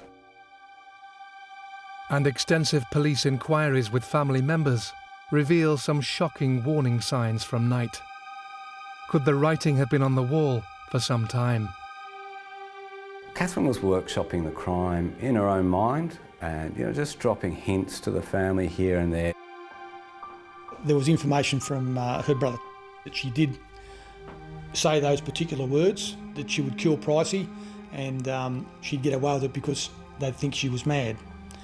There was other comments, if Pricey takes me back, he takes me back till the death. With these admissions, along with all the other evidence, would Knight admit to her barbaric act in court? Less than 1 year on from the death of John Price, his family and friends must face seeing her in court. At no time, either as a barrister or as a judge, did I ever strike anything of the horrific nature of Katherine Mary Knight's case. She pleaded not guilty, and the trial began in the conventional way. She sat in the dock. She was quite small, unimpressive. In a crowd, you would certainly never notice her. Despite admitting to killing her partner during the police interview, Knight still enters a not guilty plea. But as the trial commences, she sensationally does a U-turn and asks to change the plea to guilty, but doesn't give a reason.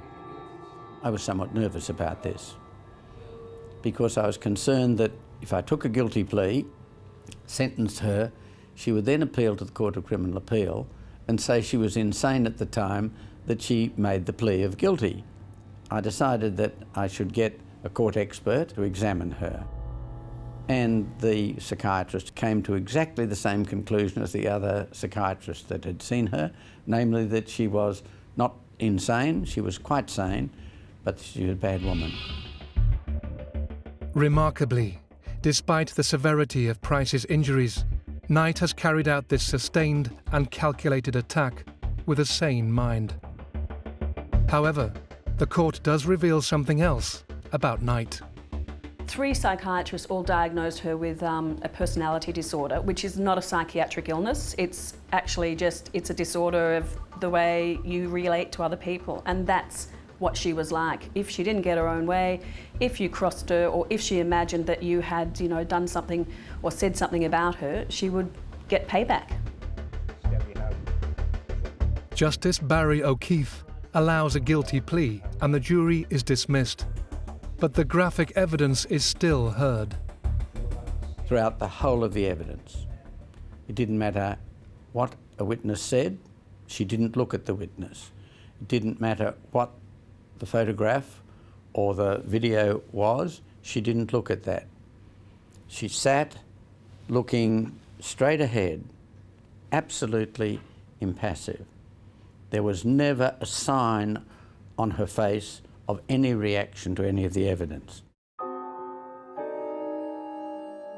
There was one time, and I believe it was when it was either they were describing the crime scene, or it might have even been the crime scene tape, where she started rocking violently backwards and forwards and wailing and falling on the floor and really carrying on a treat. This outburst is in stark contrast to the killer's usual measured behaviour. But Knight knows exactly what she is doing. When she wanted an adjournment, she manipulated her behaviour so that she got it. Thereafter, she resumed the same mien as she'd had before, but I didn't think she'd switched off. Eventually, in a highly charged courtroom, the judge reveals the sentence to be handed to this killer. To sentence any person to life imprisonment is a big thing. To sentence a woman to life imprisonment, for me, was an even bigger thing. This was as bad a case as you got, so she had to go to jail for the term of her life.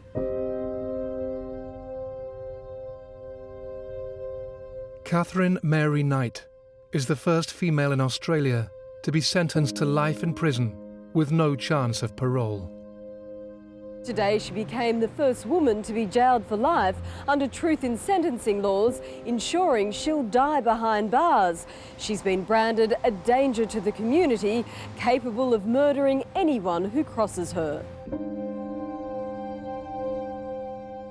She'd shown no remorse. She had not acknowledged that she had any problem at all. Such a person, if released, is not unlikely to do the same again. There's the real prospect of it.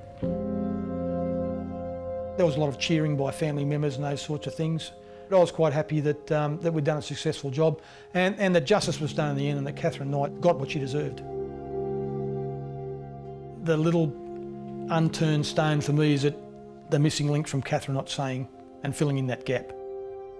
When I was interviewing Katherine, You can catch someone's eye and you say to yourself, I'm being bullshitted to here. It's a combination of catching their eye, catching the expression on their face, that you know that this person is feeding you only what she wants to feed you. And that's why I still believe that Katherine would now be able to provide information as to what took place and why it took place.